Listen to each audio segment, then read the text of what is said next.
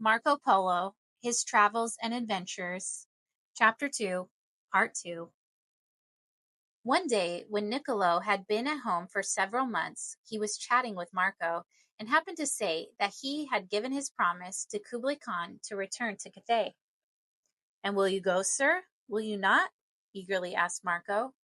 "Will you keep your promise to the great king?" "In truth, I know not," was the father's reply. "There are many things to keep me at home. These wars interfere much with our trade, and it needs all three of us brothers to be here to look after it. The journey to Cathay, too, is not only long and dreary, but dangerous. The man who goes thither holds his life, every hour, in his hand. At any moment, a hidden enemy may dispatch him before he can lift a weapon, or he may be lost on the great deserts and die of sheer thirst and starvation. Then, my son, how can I leave you and your brother again for so long a time? It would be too hard to part from you, to be far away, and not able to watch you, as month by month you grow towards manhood. On the other hand, there are vast riches to be had in Cathay, and noble service to be done for our holy church, by once more venturing thither." "But, father," replied Marco, grasping Niccolo's arm, "you need not leave me behind. I beg you to go, and to let me go with you.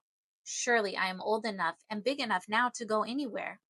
Think, sir, I shall be soon 16. Why, that is almost a man. Look, I am almost as tall as you are now. I can handle a sword, javelin, and crossbow as well as any boy of my age.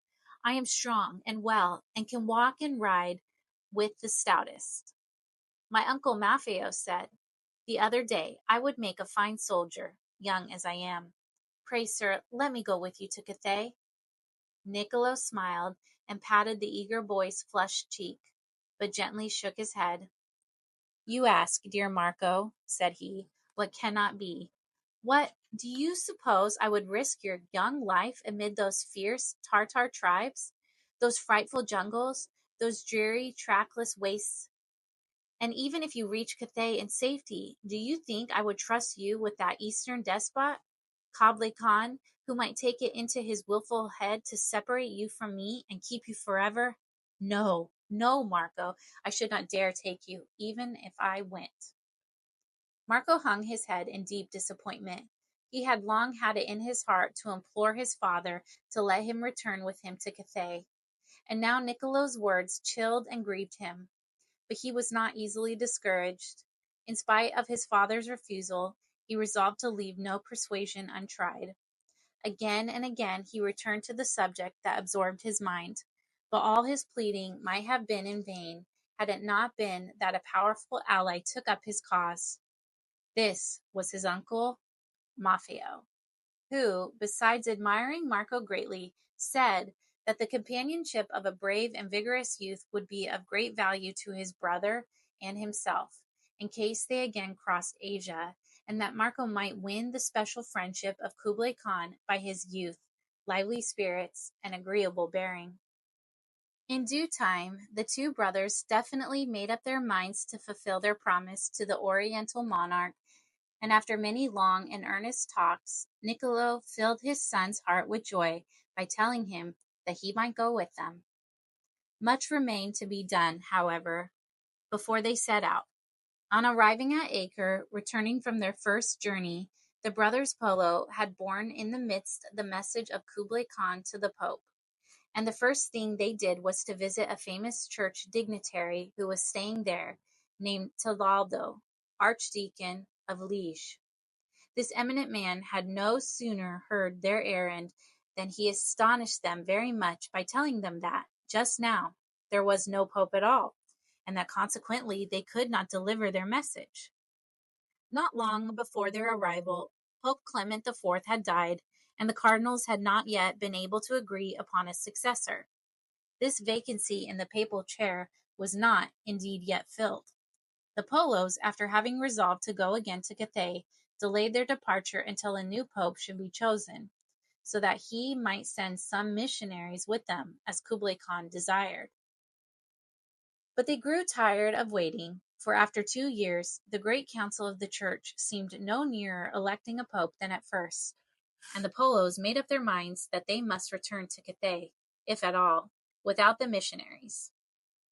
Then the naval wars going on between Venice and Genoa made it, for a while, unsafe for Venetians to cross the Mediterranean to Syria, and this compelled another postponement of their plans. At last, however, a favorable opportunity occurred to traverse the sea to Acre, which, as before, was to be the starting point of the travelers. A war galley destined for that Asiatic town, then in the possession of Venice, was about to set forth, and by Niccolo's great influence at court, where he had been heartily welcomed back by the reigning Doge, a passage was secured in her for all three. Marco had scarcely slept since permission to go had been wrung from his reluctant father. He devoted himself ardently to the practice of the sword and the crossbow. He was measured for 2 suits of clothes, fit for rough traveling. Again and again he went over the proposed route on such charts relating to it as his father had brought with him, and he constantly talked about the wonderful things he was about to see, and the many adventures he would undoubtedly meet with. Happily, his younger brother, Maffeo, whose tastes were gentle and domestic, did not share his eagerness for a wandering life, and, well content to stay at home, was only distressed at the thought of the long absence of his father and of the brother who had been his constant companion.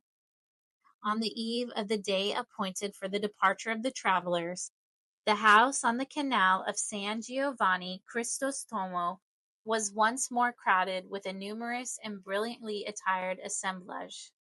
Niccolo had resolved to give a bounteous parting feast to his family and friends, and the Doge himself had consented to honor the feast with his presence. There was no family more honored and respected in Venice than the Polos, and the Doge regarded Niccolo as one of the bravest and most estimable of his subjects. The appearance of the guests was very different from that on the former occasion. The joyful welcome was replaced by the sad leave-taking. Little Maffio's face was suffused with tears, which he in vain tried to repress, and the elder Marco looked grave and downcast. As for young Marco, his anticipations of the journey so excited him that he could scarcely think of grief, even at leaving his home and parting from his brother and kind kindred. His fair face was flushed with eager expectation, and he felt very proud of the brand new sword which swung for the first time at his side. He felt himself already a man and a soldier, and never once thought of shrinking from the dangers of the tour. To him it was more like a holiday journey than a dangerous venture, and it seemed as if the morrow would never come. At last the guests tearfully embraced the brothers and Marco, and one by one departed. The candles in the glittering candelabra were put out, and the house was left in darkness. The sun had scarcely risen when Marco leaped from his bed, donned the suit which had been prepared for his setting out, and buckled on his swords, and while almost all the people of Venice were still wrapped in slumber, the travelers wended their way to the war galley on the quay and went on board.